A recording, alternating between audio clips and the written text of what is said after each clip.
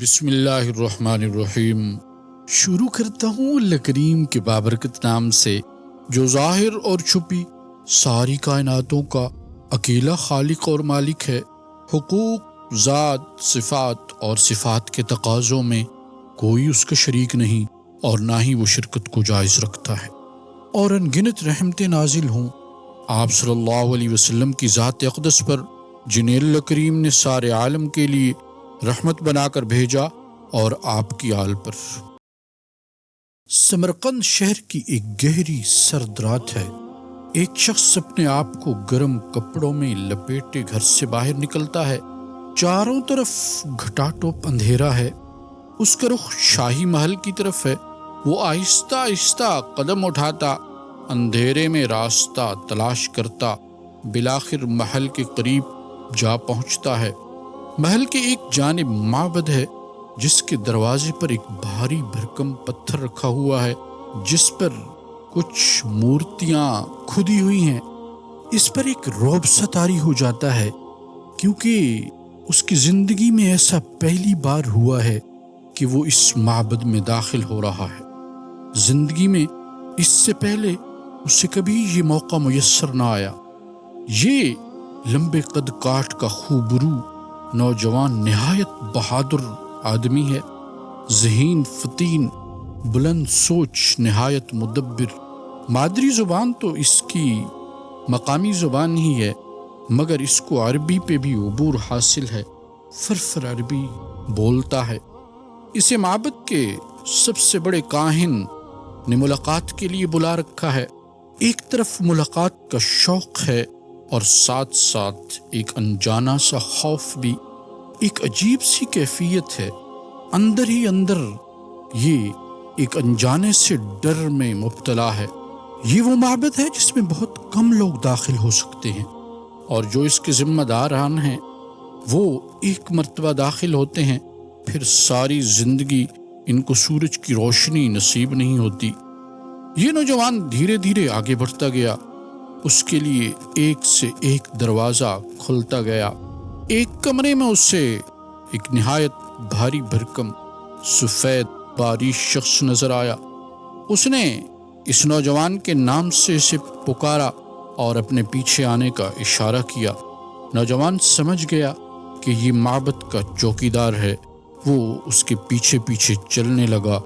کئی غلام گردشوں سے گزرنے کے بعد کاہنوں کے سردار کے سامنے جا پہنچا۔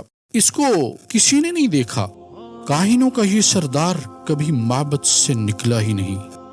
بہت کم لوگ اس سے ملاقات کر پاتے ہیں۔ ایسا بااثر کہ ملک کا حقیقی حکمران یہی سمجھا جاتا ہے۔ کوئی ان کی مخالفت کی جرت نہیں کر سکتا۔ لوگوں میں یہ بات مشہور ہے کہ اس علاقے کی حکمرانی اسی معبد کے کاہنوں کے پاس ہے۔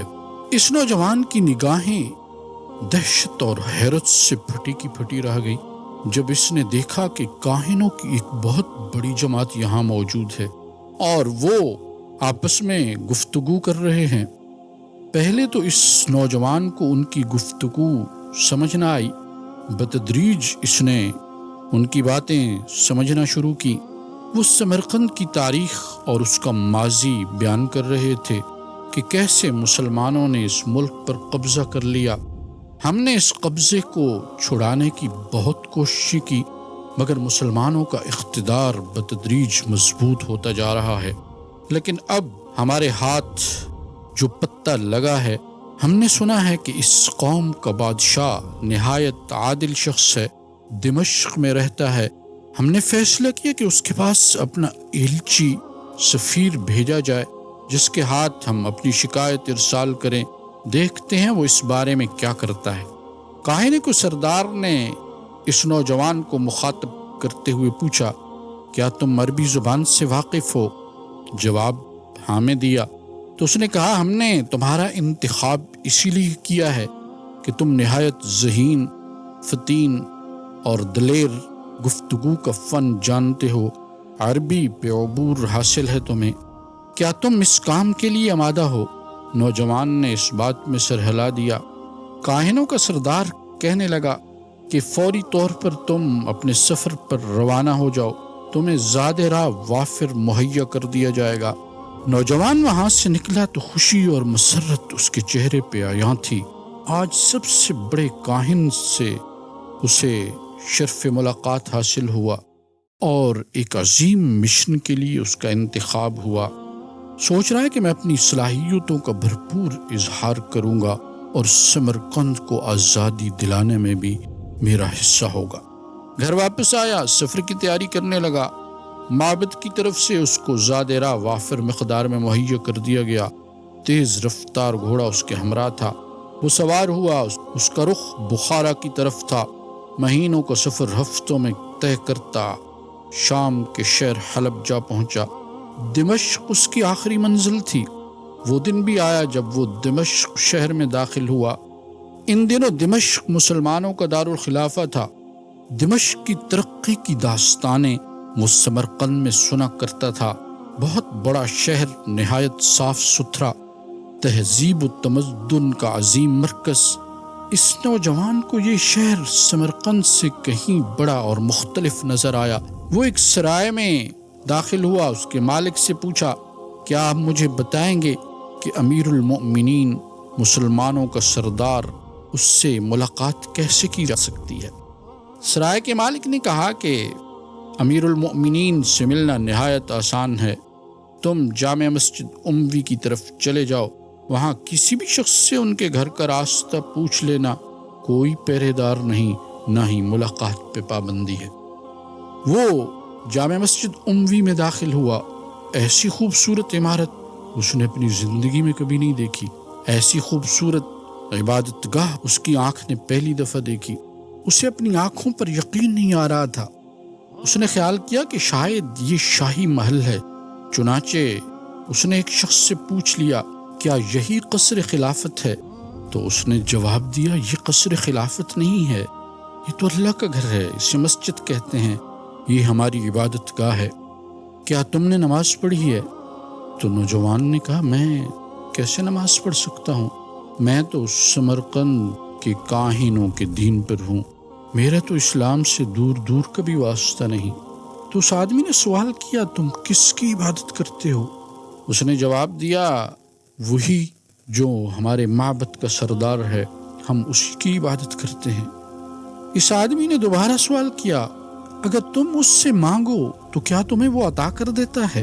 اور جب تم بیمار ہوتے ہو تو کیا تمہیں وہ شفا دیتا ہے؟ نوجوان نے جواب دیا، یہ تو مجھے معلوم نہیں۔ اس مسلمان نے موقع غنیمت جانا۔ یہ شخص شکل و صورت سے نہایت ذہین، اس کی آنکھوں میں ذہانت کی چمک تھی اور اس کا کوئی دین اور مذہب نہیں۔ اس آدمی نے ارادہ کیا کہ دین اسلام کا حق پیغام اس تک پہنچایا جائے۔